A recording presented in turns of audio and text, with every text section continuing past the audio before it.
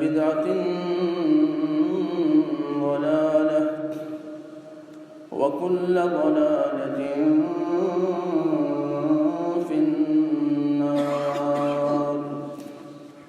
رب اشرح لي صدري ويسر لي أمري واحلل عقدة من لساني يفقهوا قولي.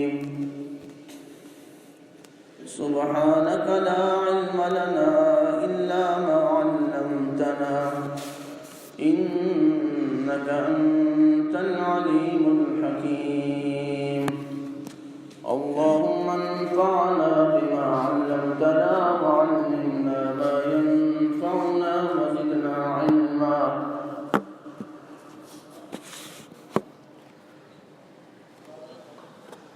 رب أوزعني أن أشكر نعمتك التي أنعمت علي وعلى والدي وأن أعمل صالحا ترضاه وأصلح لي في ذريتي إني تبت إليك وإني من المسلمين.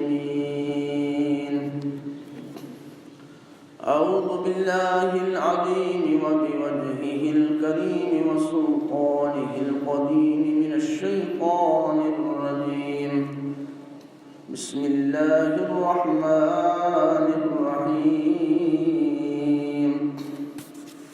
إن حميم والكتاب المبين إنا أنزلناه في ليلة مباركة إنا كنا منذرين فيها يفرق كل أمر حكيم. فيها يفرق كل أمر حكيم أمرا من عندنا إنا كنا مرسلين رحمة من ربك إنه هو السميع العليم.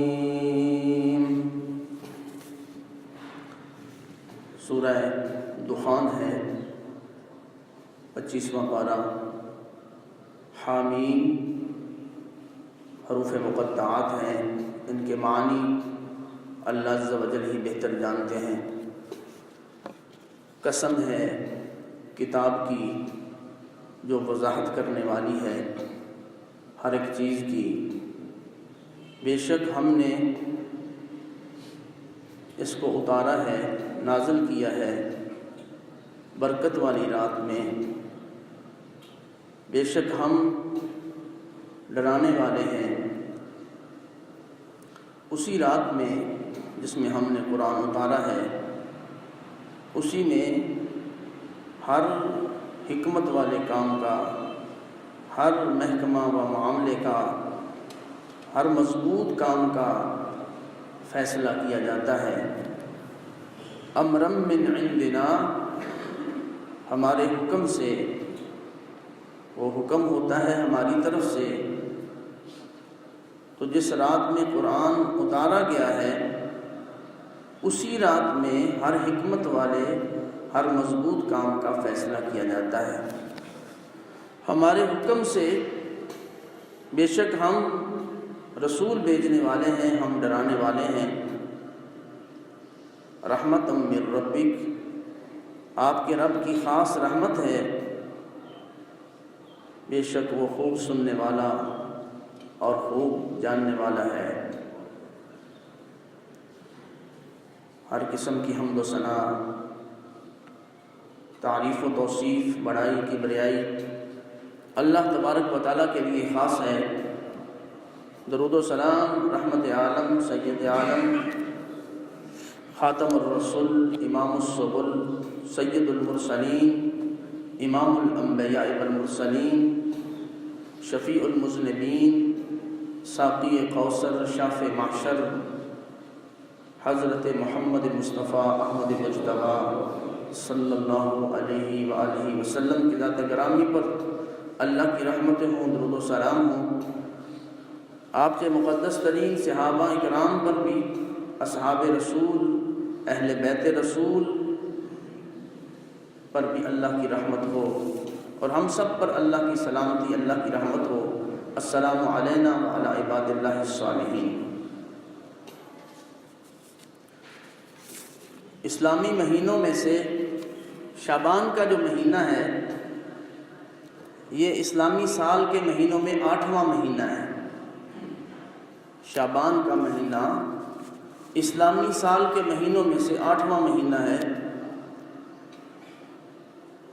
آج کل جیسے ہر اسلامی مہینے کے اندر کوئی نہ کوئی چیز ایسی داخل کر دی گئی ہے کہ جو اسلام میں سے نہیں ہے، لیکن اس کو اسلام کا لبادہ پہنا کر، لبادہ اوڑھا کر اس کو اسلام میں، اسلامی مہینے میں داخل کرنے کی کوششیں کی جاتی ہیں۔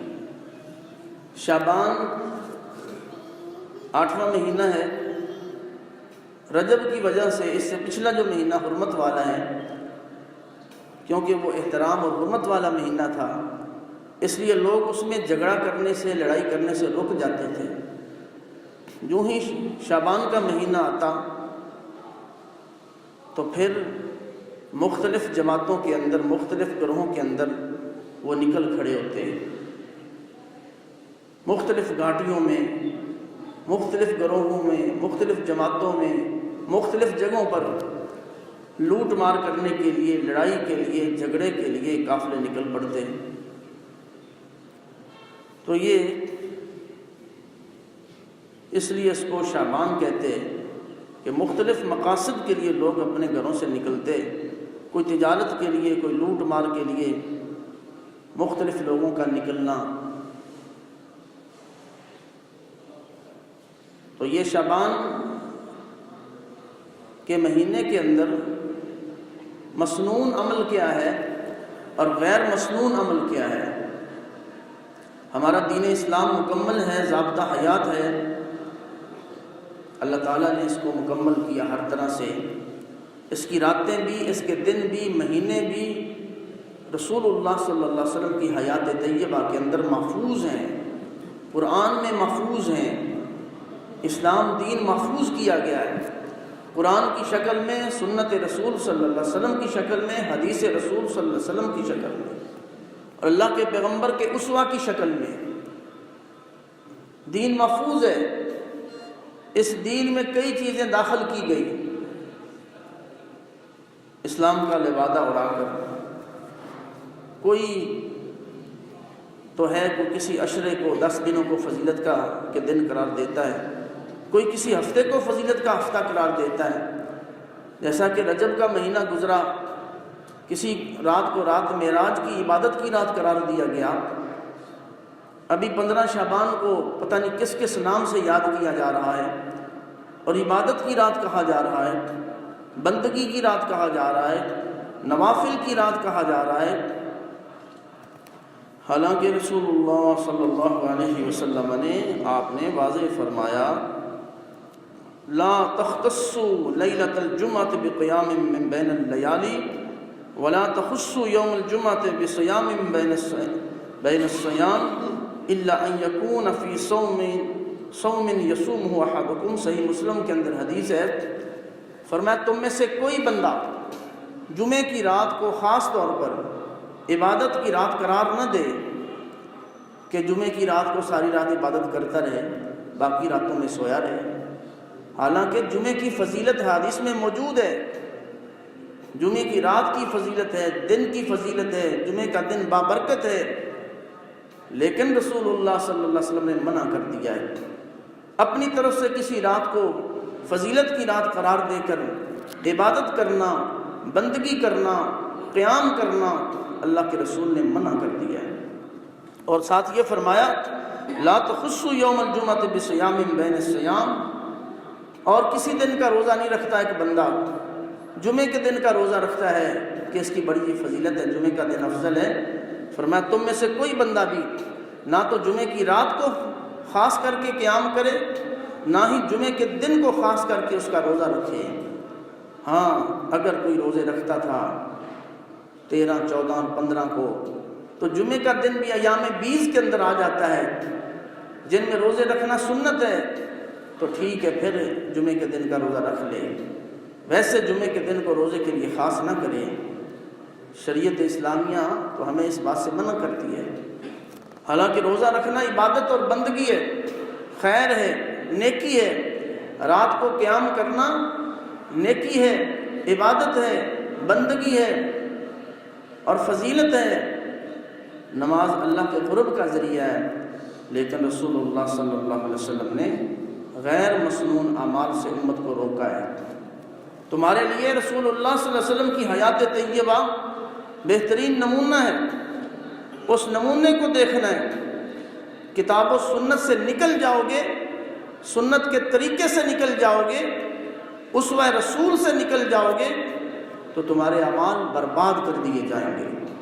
یا ایھا الذین آمنوا لا تقدموا بین یدی اللہ ورسولہ، اے ایمان والو، اللہ اور اس کے رسول سے آگے نہ بڑھنا، آگے بڑھنے کی کوشش نہ کرنا، رسول اللہ کے طریقے کو کراس نہیں کرنا، اللہ کے نبی کی سنت کو کراس نہیں کرنا، اپنے طرف سے یہ نہیں کہنا کہ یہ بھی نیکی ہے، یہ بھی نیکی ہے، یہ بھی خیر ہے، چلو خیر ہے کوئی نہیں، ایسے بھی کر لیتے ہیں۔ اللہ اکبر۔ آئیے میں آپ کو ایک حدیث کی طرف لے چلتا ہوں۔ قیامت کا دن ہے، رسول اللہ صلی اللہ علیہ وسلم کا حوض کوثر موجود ہے۔ آپ فرماتے ہیں قیامت کے دن میں محمد صلی اللہ علیہ وسلم کو اللہ پاک حوض کوثر عطا کرے گا، جنت کی کوثر نہر کے 2 پر نالے میرے حوض کوثر کے اندر گرتے ہوئے ہوں گے، میں اپنے حوض پر ہوں گا۔ 50,000 سال کے دن میں جس شخص نے میرے حوض میں سے ایک گھونٹ پانی کا پی لیا، حوض کوثر کا ایک گھونٹ جس کو نصیب ہو گیا، 50,000 سال کے دن میں لم یظما ابدا، کبھی وہ پیاسا نہیں ہوگا۔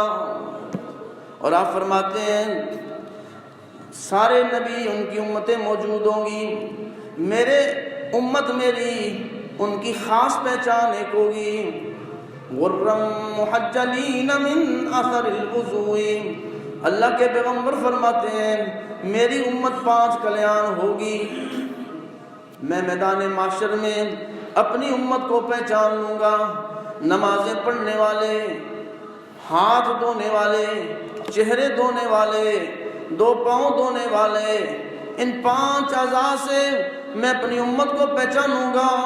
غرم محجلین من اثر الوضوء، آپ فرماتے ہیں یہ 5 اعضاء میری امت کے لوگوں کے چمکتے ہوئے ہوں گے۔ جس نے نماز ہی نہ پڑھی اس کے اعضاء کیسے چمکیں گے؟ رسول اللہ صلی اللہ علیہ وسلم اس کو کیسے پہچانیں گے؟ جو 5 وقت فرض نماز نہیں پڑھتا، فرائض کی پابندی نہیں کرتا، رسول اللہ صلی اللہ علیہ وسلم کے حوض کوثر کا نہ اس کو پانی نصیب ہوگا، نہ رسول اللہ صلی اللہ علیہ وسلم کی پہچان نصیب ہوگی۔ آپ فرماتے ہیں کچھ تو لوگ ایسے آئیں گے میرے پاس، اس وقت آئیں گے نمازیں پڑھی ہوئی ہیں، انہوں نے بندگی کی ہوئی ہے، عبادت کی ہوئی ہے، نمازیں پڑھتے رہے، وضو کرتے رہے، لیکن بد نصیبی ان کی کہ جب میرے قریب آئیں گے اللہ تعالیٰ کی طرف سے ایک دیوار کھڑی کر دی جائے گی، فرشتے کہیں گے اللہ کے پیغمبر یہ آپ کے نہیں ہیں، میں کہوں گا یہ تو میرے ساتھی ہیں، وہ صحابی، یہ میرے اصحاب ہیں، میرے ساتھی ہیں، میں ان کو پہچان رہا ہوں، اعضاء وضو کے چمکتے ہیں، وضو کیا انہوں نے، نمازیں پڑھی انہوں نے۔ اللہ کے فرشتے کہیں گے نہیں اے پیغمبر صلی اللہ علیہ وسلم، آپ کے جانے کے بعد انک لا تدری ما احدثوا بعدک، اے رحمت عالم صلی اللہ علیہ وسلم، آپ کے جانے کے بعد انہوں نے دین کے اندر نئی نئی چیزیں داخل کر دی تھی، یہ آپ کے نہیں ہیں، انہوں نے بدعات جاری کر لی تھی۔ کتنے بد نصیب وہ لوگ محنتیں کی ہیں، نمازیں پڑھی ہیں، بندگیاں کی ہیں، عبادتیں کی ہیں، لیکن رسول اللہ صلی اللہ علیہ وسلم کے حوض کوثر سے دور کر دیے گئے۔ رحمت عالم صلی اللہ علیہ وسلم آپ فرمائیں گے غصے کی حالت میں، سحقاً سحقاً لمن غیر بعدی، ان کو دور کر دو مجھ سے، دور کر دو ان کو مجھ سے، لمن غیر بعدی، جنہوں نے میرے بعد یہ تبدیلی کر دی، دین بدل دیا، سنت بدل دی، طریقے بدل دیے، اپنے طریقے بنا لیے، ان کو مجھ سے دور کر دو۔ میرے بھائیوں یاد رکھیے، بدعات دین میں نئی چیز کا ایجاد کرنا رسول اللہ صلی اللہ علیہ وسلم کے حوض کوثر سے محرومی کا باعث ہے۔ یہ اتنا بڑا جرم ہے، اور بدعت نیکی کے پردے میں آتی ہے، اور شرک جو ہے یہ اللہ سے بغاوت ہے، اور یہ بزرگوں کے ادب کے پردے کے اندر شرک شروع ہوتا ہے، اور بدعت جو ہے یہ نیکی کے پردے میں آتی ہے کہ یہ نیکی ہے، یہ اچھا کام ہے، چاہے رسول اللہ نے نہیں کیا، قرآن میں نہیں ہے، حدیث میں نہیں ہے، لیکن کام تو اچھا ہے نا۔ اللہ اکبر۔ ابتدائی باتیں آپ یاد رکھیے، ہمارا دین اسلام محفوظ ہے، مکمل ہے، کامل ہے۔ صحیح البخاری کے اندر حدیث ہے، حضرت انس رضی اللہ عنہ بیان کرتے ہیں کہ رسول اللہ صلی اللہ علیہ وسلم کے گھر کے اندر 3 لوگ آئے، آپ کے اعمال پوچھنے لگے، آپ رات کو عبادت کیسی کرتے ہیں، دن کو عبادت کیسی کرتے ہیں، آپ کے بارے میں پوچھنے لگ گئے، اللہ کے نبی کی سنت اور طریقہ کیا ہے ان کو بتلایا جاتا ہے۔ 3 صحابہ کرام ہیں، اصحاب رسول ہیں، رسول اللہ صلی اللہ علیہ وسلم کے ساتھی ہیں، ان کو بتلایا گیا کہ نبی رحمت صلی اللہ علیہ وسلم رات کو عبادت بھی کرتے ہیں، سو بھی جاتے ہیں۔ ان کو بتلایا گیا آپ دن کو روزے بھی رکھتے ہیں، نفلی روزے، افطار بھی کرتے ہیں، کبھی نہیں بھی رکھتے۔ آپ صلی اللہ علیہ وآلہ وسلم کا طریقہ بتلایا گیا۔ آپ اپنی بیویوں کے حقوق پورے کرتے ہیں۔ ان میں سے ایک شخص کیا کہنے لگا، اللہ کے نبی کا صحابی ہے، میری اور آپ کی بات نہیں ہو رہی، کسی اور شخص کی بات نہیں ہو رہی، صحابہ اکرام وہ ہستیاں ہیں جن کو قرآن کہتا ہے میں اللہ ان پہ راضی ہوں، وہ مجھ پہ راضی ہیں۔ رسول اللہ صلی اللہ علیہ وسلم کے صحبت یافتہ ہیں، اللہ کے نبی کے سامنے بیٹھ کر قرآن سیکھنے والے، دین سیکھنے والے، اسلام سیکھنے والے، ایمان سیکھنے والے صحابہ کرام کی ذات گرامی امت کے سب سے افضل ترین لوگ ہیں۔ ایک صحابی کہتا ہے اصلی اللیل ابدا، میں تو بھئی ساری رات عبادت کرتا رہوں گا۔ ساری رات عبادت کرنا کتنی مشقت ہے کہ رات کی نیند چھوڑ کر رات کو بندہ عبادت ہی کرتا رہے، تو رات کو نفل پڑھنا، نوافل پڑھنا، تلاوت کرنا، ذکر کرنا کتنا اچھا کام ہے۔ صحابی کہتا ہے میں ساری رات عبادت کرتا رہوں گا۔ حدیث کہاں پہ ہے؟ صحیح بخاری میں۔ دوسرا صحابی کہتا ہے اصوم الدہر، کہنے لگا میں تو بھی روز روزہ رکھا کروں گا، نفلی روزے، روزے تو رمضان کے فرض ہیں نا، تو وہ کہتا ہے میں نفلی روزے روز رکھا کروں گا، ہر مہینے میں 12 مہینے ہی روزے سے رہوں گا، میں نے کوئی روزہ نہیں چھوڑنا۔ روزہ رکھنا، بھوک پیاس برداشت کرنا، سارا دن بھوکا رہنا اللہ کی رضا کی خاطر کتنی بڑی نیکی ہے۔ روزہ اللہ کو محبوب ہے، پیارا ہے، روزے کی بڑی فضیلت ہے۔ تیسرا آدمی کہنے لگا، تیسرا صحابی کہنے لگا کہ میں لا اتزوج، میں شادی نہیں کروں گا، اللہ کی بندگی کروں گا، اللہ کی عبادت کروں گا۔ شادی کے اندر مصروف ہو کر عبادت رہ جاتی ہے، بیوی بچوں کے لیے کمانا پڑتا ہے، ان کے حقوق پورے کرنے پڑتے ہیں، اس لیے میں نے شادی نہیں کرنی۔ یہ 3 صحابہ اکرام نے باتیں کی ہیں، باتیں تو بڑی اچھی ہیں، ان کا جذبہ خیر کا ہے۔ ہم کہتے ہیں نا کہ اس رات کو بھی عبادت کر لیں 15 شعبان کی رات کو، تو کیا حرج ہے نیکی ہی ہے نفل پڑھنا، عبادت کرنا، بندگی کرنا، کوئی حرج نہیں ہے۔ رسول اللہ صلی اللہ علیہ وسلم تشریف لائے، اما جی عائشہ صدیقہ طیبہ طاہرہ رضی اللہ تعالیٰ عنہ بیان کرتی ہیں، ہم نے آپ صلی اللہ علیہ وسلم کو ان کے بارے میں بتلایا کہ آپ کے صحابہ اکرام آئے تھے، 3 صحابہ آئے تھے، وہ اس طرح کی باتیں کر کے گئے۔ رحمت عالم صلی اللہ علیہ وسلم نے آپ نے خطبہ دیا، صحابہ کو جمع کیا، مسجد نبوی کے اندر تشریف لائے، صحابہ کو جمع کیا اور آپ نے فرمایا تم میں سے 3 لوگوں نے اس طرح کی باتیں کی ہیں۔ ایک کہتا ہے کہ میں ساری رات عبادت کروں گا، یہ میرا طریقہ نہیں ہے، مجھے اللہ کی قسم ہے میں تم میں سب سے زیادہ اتقاکم اخشاکم للہ، اے میرے صحابہ میں تم میں سب سے زیادہ اللہ سے ڈرنے والا ہوں، میں تم میں سب سے زیادہ اللہ کا تقوی اختیار کرنے والا ہوں، میں تم میں سب سے زیادہ اللہ کی بندگی کرنے والا ہوں، لیکن میں ساری رات عبادت نہیں کرتا، یہ میری سنت نہیں ہے، یہ میرا طریقہ نہیں ہے، میں رات کو سوتا ہوں پھر اٹھ کے عبادت کرتا ہوں۔ ساری رات جو عبادت کرے گا، ساری رات روزانہ جو بندگی کرے گا، وہ میرے طریقے پر نہیں ہے۔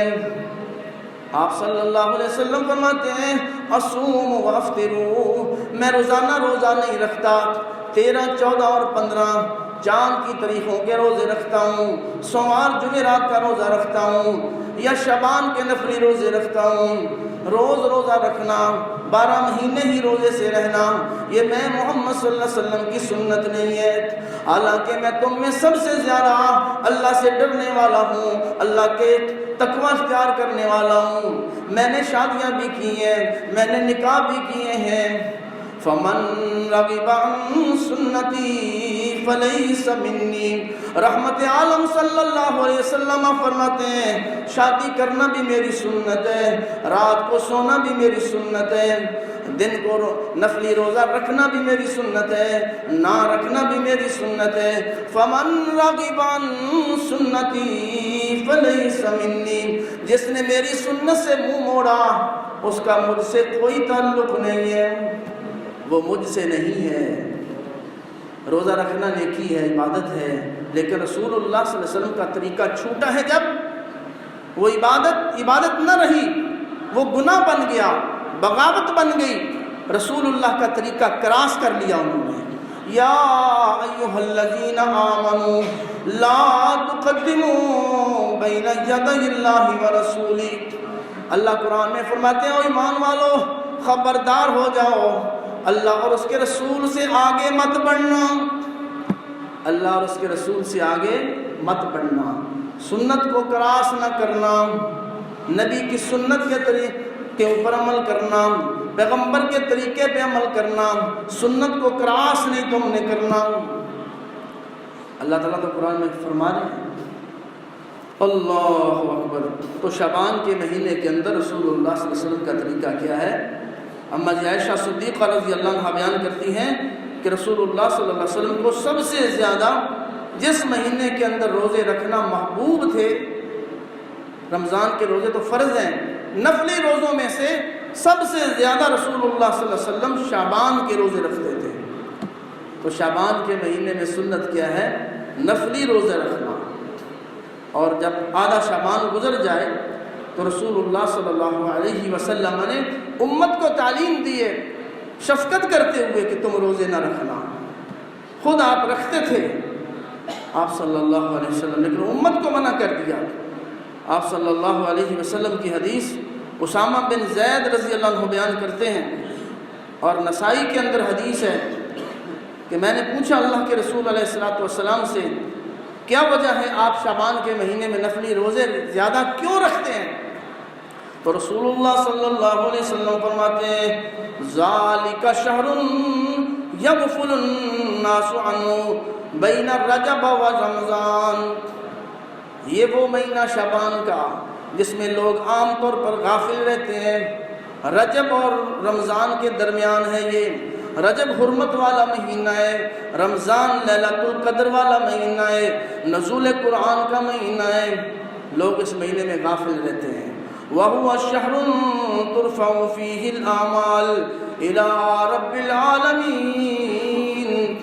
آپ فرماتے ہیں یہ وہ مہینہ ہے جس میں اعمال اللہ رب العالمین کے ہاں پیش کیے جاتے ہیں، اوپر اٹھائے جاتے ہیں۔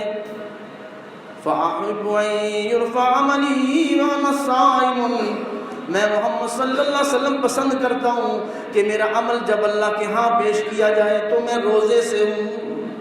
اللہ اکبر۔ تو فرمایا کہ شعبان کے مہینے میں اعمال اللہ کے ہاں خصوصی طور پر اوپر پیش کیے جاتے ہیں۔ اس لیے اللہ کے پیغمبر شعبان کے مہینے میں روزہ رکھتے تھے۔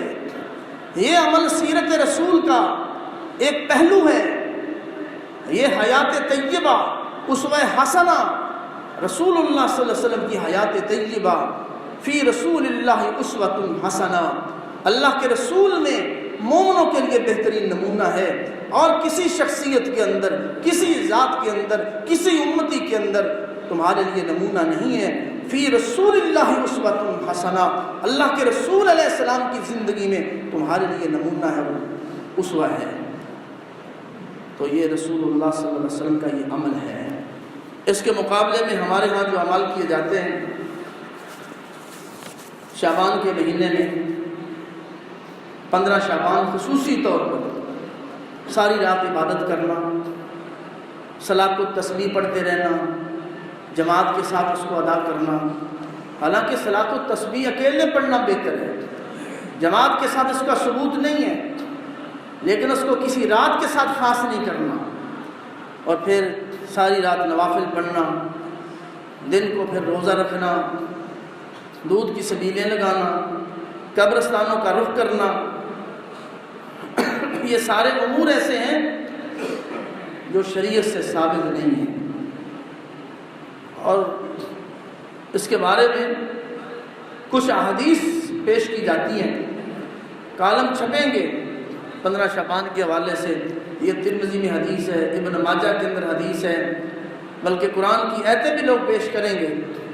میں مختصر طور پر وقت کی قلت کے پیش نظر پوری توجہ کے ساتھ آپ تشریف رکھیے اور توجہ کیجئے، میں مختصر ان حدیث کا جائزہ لیتا ہوں، کیا وہ حدیثیں رسول اللہ صلی اللہ علیہ وسلم سے ثابت بھی ہیں کہ نہیں، وہ ضعیف ہیں، من گھڑت ہیں یا صحیح ہیں، اور قرآن مجید سے 15 شعبان کی رات کی کوئی فضیلت ثابت ہوتی بھی ہے کہ نہیں، یا کسی اور رات کی یہ فضیلت ہے۔ سب سے پہلے ایک حدیث پیش کی جاتی ہے ام المومنین سیدہ عائشہ رضی اللہ تعالیٰ عنہ سے، یہ ترمذی کے اندر حدیث ہے۔ حضرت عائشہ رضی اللہ عنہ فرماتی ہیں کہ رسول اللہ صلی اللہ علیہ وسلم ایک رات میرے پاس تھے، تو آپ صلی اللہ علیہ وسلم کو رات کو میں نے گم پایا، یعنی میں نے چارپائی پہ آپ نہیں تھے، آپ رات کو اٹھ کے چلے گئے، میں آپ کے پیچھے نکلی، آپ کو تلاش کیا، آپ بقی قبرستان میں مجھے ملے، اور آپ نے ہاتھ مبارک اوپر اٹھائے ہوئے ہیں، دعا کر رہے ہیں۔ تو آپ صلی اللہ علیہ وآلہ وسلم نے فرمایا اللہ تعالیٰ شعبان کی 15ویں رات کو آسمان دنیا پہ نزول اجلال فرماتے ہیں، اور پھر آگے حدیث میں ذکر ہے کہ اس رات قبیلہ کلب کی بکریوں کے بالوں سے زیادہ لوگوں کو اللہ جہنم سے آزاد کرتا ہے۔ یہ حدیث پیش کی جاتی ہے، ترمذی کے اندر یہ حدیث موجود ہے، اور بدقسمتی یہ ہے اس حدیث پر امام ترمذی رحمۃ اللہ علیہ نے ایک حکم لگایا ہے، اس حکم کو نہیں پڑھا جاتا۔ امام ترمذی رحمۃ اللہ علیہ بیان کرتے ہیں کہ میں نے اس حدیث کے بارے میں اپنے استاد امام بخاری رحمۃ اللہ علیہ سے پوچھا۔ امام ترمذی رحمۃ اللہ علیہ امام بخاری کے شاگرد ہیں رحمہ اللہ کے، امام بخاری استاد ہیں، امام ترمذی شاگرد ہیں۔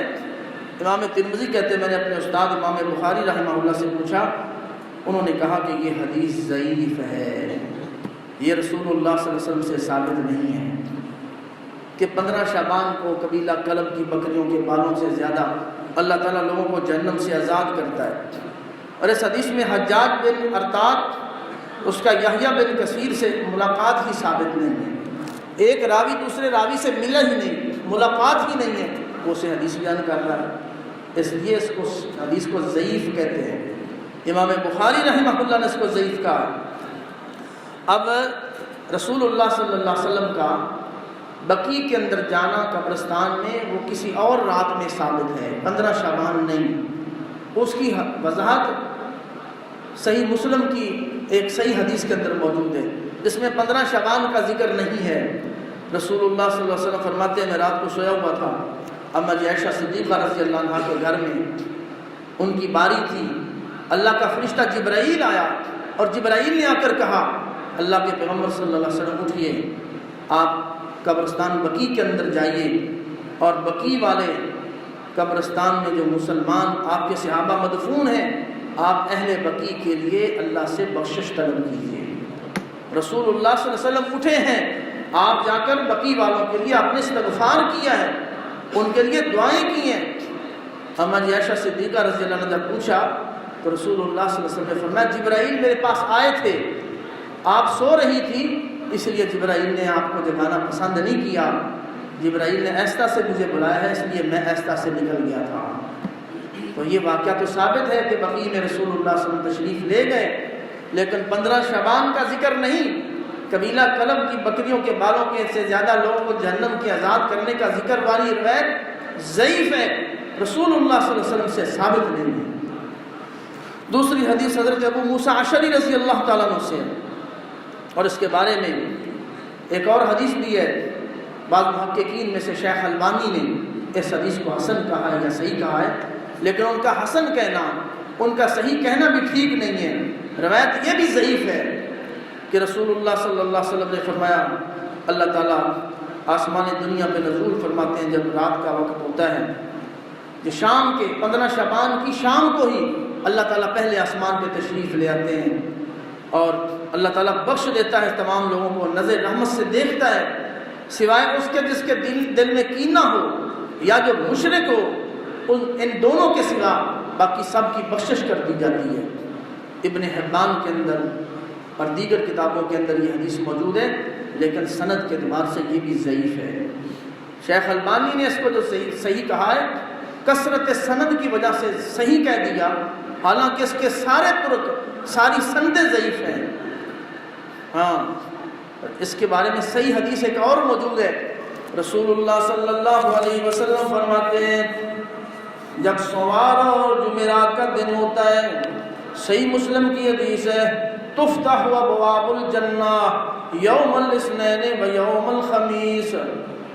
اللہ کے پیغمبر فرماتے ہیں یہ صحیح حدیث ہے، 15 شعبان نہیں بلکہ رسول اللہ صلی اللہ علیہ وسلم کی مسلم کے اندر یہ صحیح حدیث ہے، فرمایا جب سوموار اور جمعرات کا دن ہوتا ہے تفتح ابواب الجنہ، جنت کے دروازے کھول دیے جاتے ہیں، فَيُغْفَرُ لِكُلِّ عَبْدٍ لَا يُشْرِكُ بِاللَّهِ شَيْئًا إِلَّا رَجُلًا كَانَتْ فِيهِ وَبَيْنَ أَخِيهِ شَحْنَةٌ، جس نے اللہ کے ساتھ شرک نہیں کیا، جس نے اپنے مسلمان بھائی سے عداوت اور کینہ اور دشمنی نہیں رکھی، ان سب کو معاف کر دیا جاتا ہے، جنت کے دروازے سوار اور جمعرات کو کھول دیے جاتے ہیں، اور اللہ کے فرشتے کہتے ہیں ان کو ڈھیل دو جو آپس میں لڑے ہوئے ہیں، کینہ اور عداوت دشمنی رکھنے والوں کو، جب تک یہ صلح نہیں کر لیتے ان کی معافی نہیں ہوگی۔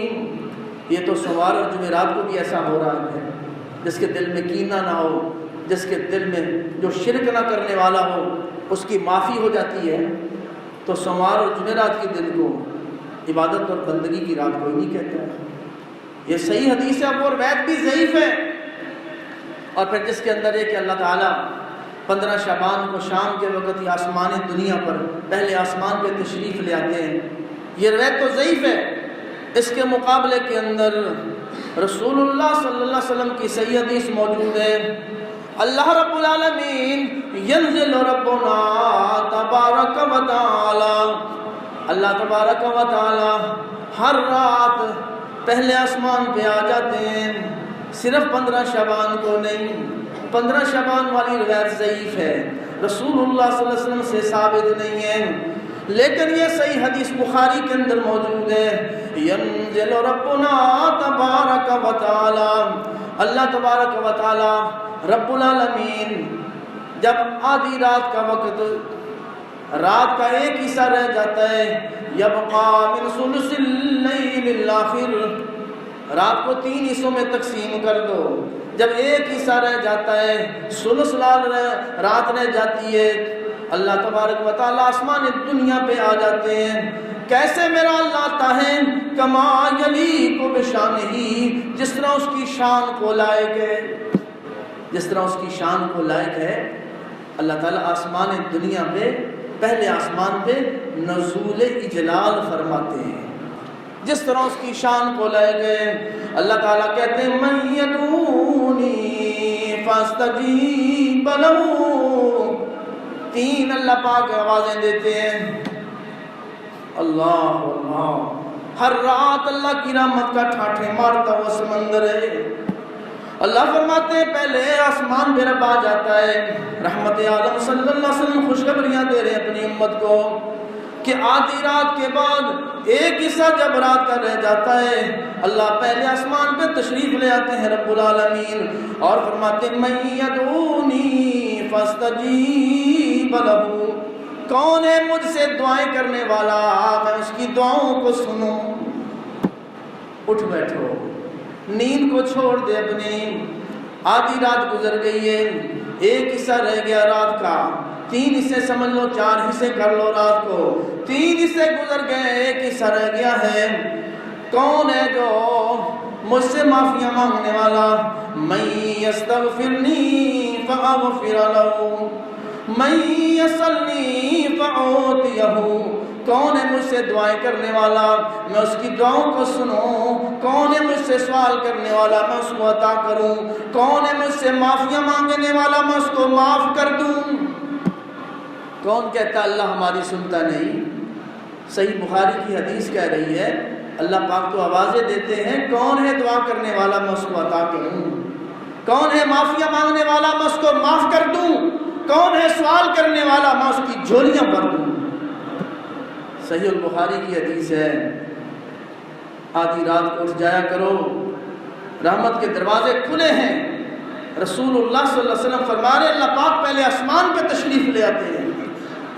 تو یہ جتنی اس کے بارے میں دوسری روایات ہیں، قبرستانوں کے اندر جانا، 15 شعبان کو آتش بازی کرنا، یہ تو مجوسیوں سے آیا ہے۔ یحییٰ برمکی ایک آدمی ہے جس نے سب سے پہلے چراغاں شروع کیا 15 شعبان کو، چراغاں کرنا۔ اصل میں یہ برمکی جو تھے، برمک اس بندے کو کہتے ہیں جو مجوسیوں کے اندر آگ جلانے والے تھے، وہ آگ کی پوجا کرتے تھے مجوسی، اس لیے 15 شعبان کو یہ آتش پرستی، چراغاں کرنا، یہ برمکیوں سے آیا ہے، اسلام سے اس کا کوئی تعلق نہیں۔ آتش بازی کرنا، پٹاخے چلانا، اور ابھی تو گورنمنٹ کی طرف سے یہ پابندی ہے، ورنہ کئی لوگ اس آتش بازی کے کھیل میں اپنی جانیں گنوا بیٹھے ہیں، تو یہ اسلام سے اس کا کوئی تعلق نہیں۔ یحییٰ برمکی نے سب سے پہلے 15 شعبان کو یہ چراغاں کی تھی، نہ اللہ کے رسول سے ثابت ہے، نہ صحابہ سے ثابت ہے، نہ ائمہ دین سے ثابت ہے، نہ کسی صحیح حدیث سے یہ بات ثابت ہے۔ اسی طرح حلوہ پکانا 15 شعبان کو، اور یہ کہتے ہیں کہ رسول اللہ صلی اللہ علیہ وسلم آپ نے، چونکہ آپ کے دانت مبارک غزوہ احد میں شہید ہو گئے تھے، اس لیے آپ نے حلوہ کھایا تھا۔ اللہ کے بندو، غزوہ احد تو شوال کے مہینے میں ہوا، 3 ہجری کے اندر ہوا ہے، شعبان کے مہینے میں تو غزوہ احد ہوا ہی نہیں ہے، اس لیے یہ بھی گپ ہے۔ حضرت اویس کرنی نے سارے دانت نکال دیے تھے جب پتہ چلا کہ اللہ کے رسول علیہ السلام کے دانت مبارک شہید ہوئے، اس لیے انہوں نے حلوہ کھایا تھا۔ پہلی بات تو یہ ہے کہ یہ ثابت ہی نہیں، رسول اللہ صلی اللہ علیہ وسلم کے دانت مبارک جو شہید ہوئے ہیں، اور اس کے جب یہ سارا معاملہ ہوا ہے آپ صلی اللہ علیہ وسلم کے ساتھ، آپ کے دانت مبارک شہید ہوئے، آپ زخمی ہوئے، کسی صحابی نے دانت تو نہیں توڑے تھے، اویس کرنی کو کیا ضرورت تھی دانت توڑنے کی؟ ان کے دانت توڑنے چاہیے تھے جو اللہ کے رسول کے دشمن تھے۔ اپنے آپ کو مارنا، نقصان دینا تو اسلام میں حرام ہے، اس لیے حضرت اویس کرنی نے کوئی دانت نہیں توڑے، یہ کوئی ثابت نہیں ہے رسول اللہ صلی اللہ علیہ وسلم سے۔ تو 15 شعبان کی رات کے بارے میں اتنی حدیث پیش کی جاتی ہے۔ ایک اور حدیث پیش کی جاتی ہے سیدنا علی رضی اللہ تعالیٰ عنہ سے کہ 15 شعبان کی رات کو 100 رکعت پڑھو، ہر رکعت میں سورۃ فاتحہ کے بعد 10 دفعہ سورہ اخلاص پڑھو، یہ 1000 بار سورۃ اخلاص ہو گئی۔ اس کو صلاۃ الفیہ کہتے ہیں۔ یہ بھی ساری گپیں ہیں، من گھڑت ہیں، صلاۃ الرغائب ہے، صلاۃ الفیہ ہے، یہ اس طرح کی ساری چیزیں رسول اللہ صلی اللہ علیہ وسلم کے نام پر جھوٹ باندھے ہوئے ہیں۔ موضوعات کبیر کے اندر امام ابن جوزی رحمۃ اللہ علیہ نے یہ نقل کیا ہے کہ ان چیزوں کو لکھنے کے بعد کہ یہ ساری چیزیں موضوعات ہیں، من گھڑت ہیں، یہ بڑی بڑی گپیں ہیں، رسول اللہ صلی اللہ علیہ وسلم سے یہ ثابت نہیں ہے۔ اور کچھ لوگ یہ کہتے ہیں کہ 15 شعبان کی جو رات ہے قرآن مجید کی ایک آیت پیش کرتے ہیں جو میں نے خطبہ کے اندر پڑھی ہے، آئیے اس کی طرف آتے ہیں، اس کو سمجھنے کی کوشش کرتے ہیں۔ سورۃ دخان ہے، 25واں پارہ ہے، اللہ تبارک و تعالیٰ فرماتے ہیں حامیم والکتاب المبین انا انزلناہ فی لیلۃ مبارکہ انا کنا منذرین فیہا یفرق کل امر حکیم۔ حامیم، اس کے معنی اللہ ہی بہتر جانتا ہے، حروف مقطعات ہیں، واللہ عالم بمرادی، والکتاب المبین، قسم ہے اس کتاب مبین کی، اس وضاحت کرنے والی کتاب کی قسم ہے۔ ہم نے اس قرآن کو نازل کیا ہے برکت والی رات میں، ہم اس میں ڈرانے والے ہیں، ہم نے اس قرآن کو برکت والی رات میں نازل کیا ہے۔ فیہا یفرق کل امر حکیم، اس برکت والی رات میں ہم نے قرآن اتارا ہے، اسی رات کے اندر ہر حکمت والے کام کا فیصلہ کیا جاتا ہے۔ اب اس کے بارے میں لوگ کہتے ہیں جی یہ لیلۃ المبارکہ جو ہے نا، اس سے مراد 15 شعبان کی رات ہے، اس میں ہر چیز کا فیصلہ ہوتا ہے، زندگی کے فیصلے ہوتے ہیں، موت کے فیصلے ہوتے ہیں، رزق کے فیصلے ہوتے ہیں، اولاد کے فیصلے ہوتے ہیں، ہر چیز کا فیصلہ ہوتا ہے۔ کئی لوگوں نے تو یہ گپ بنائی ہے کہ اللہ کے عرش کے نیچے ایک درخت ہے، اس درخت کے پتے ہیں، جتنے بندے مرتے ہیں پتے جھڑ جاتے ہیں، اور جتنے نئے بچے پیدا ہونے والے ہوتے ہیں سال میں وہ نئے پتے اگتے ہیں۔ پتہ نہیں کہاں کہاں سے یہ گپیں بنا لی لوگوں نے۔ اللہ کا قرآن کیا کہتا ہے؟ وہ برکت والی رات جس میں ہم نے قرآن اتارا ہے، اسی رات میں فیصلے کیے جاتے ہیں۔ غور کرنا ذرا، جس برکت والی رات میں ہم نے قرآن اتارا ہے، اسی برکت والی رات میں فیصلے ہوتے ہیں۔ ہم نے اب پوچھنا ہے، اے قرآن مجید تو خود ہی بتا دے، قرآن کی تفسیر قرآن سے ہم کرتے ہیں، ہم قرآن سے پوچھتے ہیں، اے قرآن تیرا رمضان کے مہینے میں تیرا نزول ہوا ہے یا شعبان میں تیرا نزول ہوا ہے؟ پہلے تو دیکھنا ہے کس مہینے میں قرآن نازل ہوا ہے، 15 شعبان کو قرآن نازل ہوا ہے یا لیلۃ القدر میں نازل ہوا ہے؟ ہم قرآن سے پوچھتے ہیں تو کس مہینے میں نازل ہوا؟ قرآن بول کے کہتا شہر رمضان الذی انزل فیہ القرآن، رمضان کا مہینہ وہ مہینہ ہے جس میں قرآن اتارا گیا ہے۔ تو پتہ چلتا ہے جس مہینے میں ہم نے قرآن اتارا، جس برکت والی رات میں قرآن اتارا، اسی میں ہر چیز کا فیصلہ کیا جاتا ہے۔ تو قرآن تو اترا ہے رمضان کے مہینے میں، شعبان میں نہیں اترا، شعبان کی 15 کو قرآن کا نزول نہیں ہوا۔ پھر ہم قرآن سے پوچھتے ہیں قرآن تو رمضان کے مہینے میں اترا ہے، کس رات میں اترا ہے؟ قرآن مجید اس کی بھی وضاحت کرتا ہے، انا انزلناہ فی لیلۃ القدر وما ادراک ما لیلۃ القدر۔ اللہ فرماتے ہیں ہم نے اس قرآن کو اتارا ہے قدر والی رات میں، وہ قدر والی رات میں، عظمت والی رات میں، شان والی رات میں۔ وما ادراک ما لیلۃ القدر، اے قرآن پڑھنے والے تجھے کیا پتا وہ قدر والی رات کون سی ہے، وہ شان والی رات کون سی ہے، اس کی شان کتنی، اس کا مقام کتنا ہے؟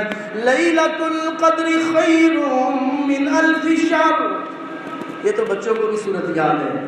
وہ قدر والی رات جو ہے اس میں قرآن اترا ہے، قرآن رمضان میں اترا ہے، رمضان کی لیلۃ القدر میں اترا ہے۔ وہ قدر والی رات اتنی فضیلت والی ہے، خیر من الف شہر، جو 1000 مہینوں سے بہتر ہے، جس کی عبادت اور بندگی 1000 مہینوں سے بہتر ہے۔ تنزل الملائکۃ والروح فیہا، اللہ فرماتے ہیں اس میں فرشتے اترتے ہیں، والروح و جبرائیل بھی اترتا ہے، اللہ کے ملائکہ آتے ہیں، فرشتے بھی آتے ہیں۔ والروح فیہا بإذن ربہم من کل امر، اللہ کے حکم سے آتے ہیں، من کل امر، ہر امر کے لیے، ہر حکم کے لیے۔ یہاں پر من کل امر ہے، ہر حکم کے لیے فرشتے بھی آتے ہیں، جبرائیل بھی آتا ہے۔ اب چلیے سورۃ دخان کی طرف 25ویں پارے میں، وہاں ہے امرم من عندنا، یہاں پر ہے من کل امر۔ سورۃ قدر میں من کل امر، سورۃ دخان میں ہے امرم من عندنا، یہاں پر بھی امر ہے، وہاں پر بھی امر ہے۔ کیا مطلب؟ اللہ کے حکم سے جو فیصلے کیے جاتے ہیں وہ لیلۃ القدر میں ہوتے ہیں، رمضان کی رات میں ہوتے ہیں، رمضان کے مہینے میں ہوتے ہیں، شعبان کی 15 کو نہیں ہوتے۔ قرآن کی تفسیر قرآن سے ہم نے کر دی، 3 آیات کو میں نے جمع کیا ہے۔ آپ علماء سے پوچھئے کہ ان 3 آیات کا مطلب کیا ہے۔ پہلی آیتیں ہیں سورۃ دخان کی 25ویں پارے کی، جس رات کو ہم نے برکت والی رات میں قرآن اتارا ہے، اسی میں ہر حکمت والے کام کا فیصلہ ہوتا ہے۔ قرآن اترا ہے رمضان میں، سورہ بقرہ کی آیت 2 پارے کی، شہر رمضان الذی انزل فیہ القرآن، قرآن رمضان میں اترا ہے۔ تیسری آیت میں سورت پڑھی ہے سورۃ القدر، یہ 30ویں پارے کی ہے۔ ہم نے اس کو قدر والی رات میں قرآن کو اتارا ہے، جو لیلۃ القدر ہے، رمضان کے آخری عشرے کی طاق راتوں کے اندر موجود ہے، جس کی عبادت اور بندگی 1000 مہینوں سے بہتر ہے۔ قرآن سے پتہ چلتا ہے جس رات میں فیصلے ہوتے ہیں، جس رات کی بندگی 1000 مہینوں سے بہتر ہے، وہ رات رمضان میں ہے، وہ لیلۃ القدر کی رات ہے، 15 شعبان کی رات نہیں ہے۔ یہ قرآن کہہ رہا ہے۔ ہم نے تحقیق کی ہے، قرآن سے پوچھا ہے، قرآن کی تفسیر قرآن سے کی ہے، رسول اللہ صلی اللہ علیہ وسلم سے 15 شعبان کی رات کی عبادت کے بارے میں، بندگی کے بارے میں، نوافل کے بارے میں، جاگنے کے بارے میں کوئی چیز بھی ثابت نہیں ہے۔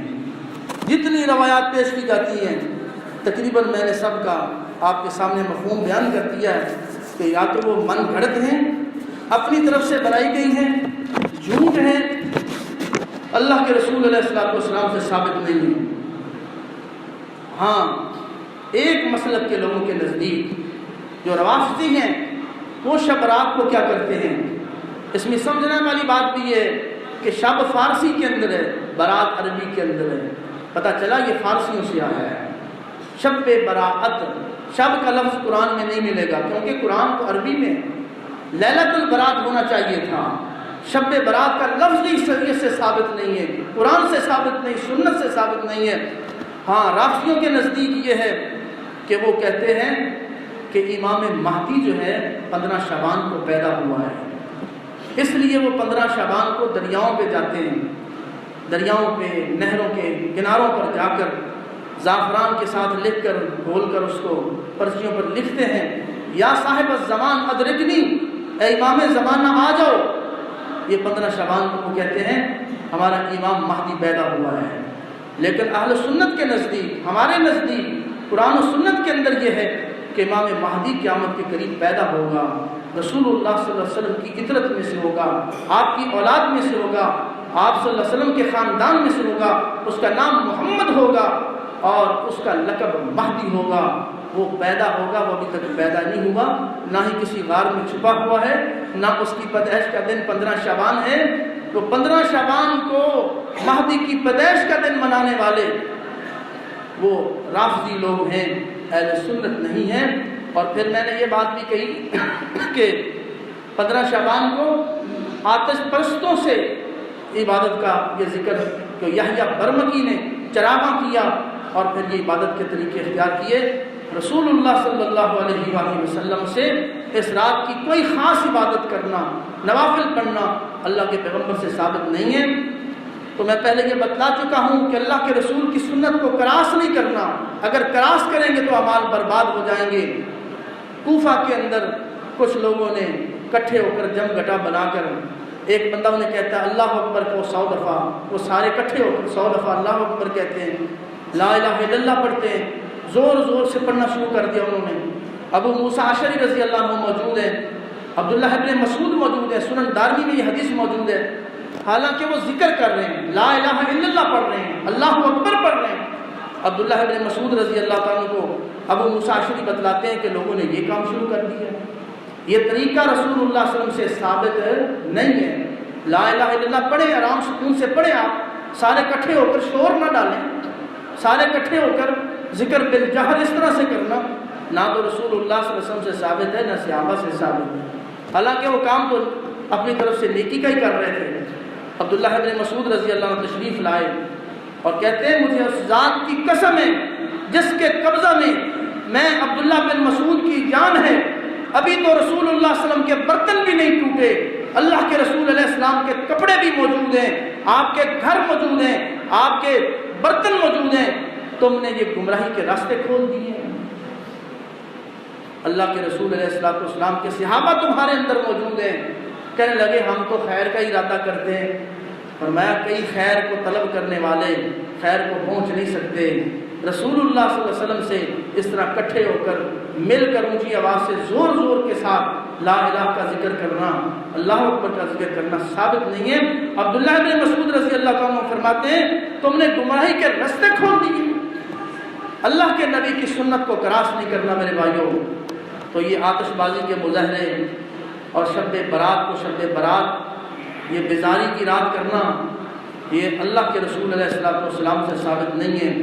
آگ کو روشن کرنا، رات کو ہزار ہزار 100 رکعتیں نفل پڑھنا، قبرستانوں کا رخ کرنا، یہ اللہ کے پیغمبر کی سنت سے قطعاً ثابت نہیں ہے۔ جس رات میں فیصلے ہوتے ہیں وہ رمضان کے اندر لیلۃ القدر کی رات ہے۔ اللہ کا قرآن کہتا ہے تنزل الملائکہ والروح فیہا، فرشتے بھی آتے ہیں، جبرائیل بھی آتا ہے، من کل امر باذن ربہم، رب کے حکم سے آتے ہیں، ہر امر کا فیصلہ ہوتا ہے۔ سلام ہی حتی مطلع الفجر، فجر کے طلوع ہونے تک سلامتی ہوتی ہے، وہ رات رمضان کی ہے، وہ لیلۃ القدر کی ہے۔ اللہ پاک اس رات کو ہمارے نصیب اور قسمت کے اندر کرے۔ وآخر دعوانا الحمدللہ رب العالمین۔